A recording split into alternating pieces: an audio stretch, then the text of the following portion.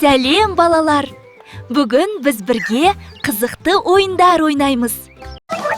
Бірінші сұрақ. Қанша құлпынай бар? 3. Сиыр не жейді?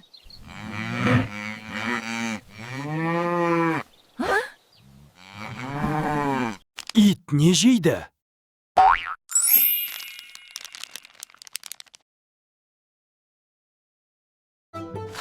Қоян не жейді?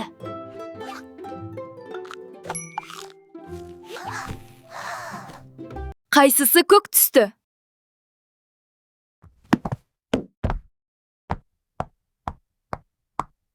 Қайсысы қияр?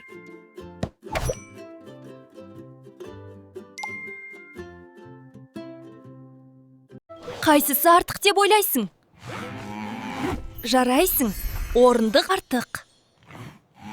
Қайсысы артық деп ойлайсың? Дұрыс жауап. Қайсысы артық деп ойлайсың? Дұрыс. Машина артық. Қоян мен қасқыр жүгіріп келеді. Қайсысы тез? Дұрыс. Қасқыр. Ал енді санайық. Алма нешеу? 1, 2. Ал банан ше? 1, 2, 3. Қай пішін дөңгелек? Иә, дұрыс. Ал үшбұрыш қайсысы?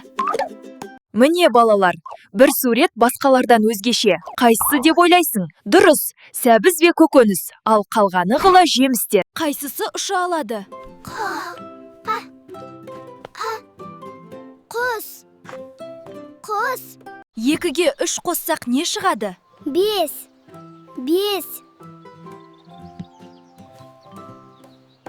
Сен барлық сұрақтарға жауап бердің. Лайк бас, каналға жазыл, келесі ойында кездескенше.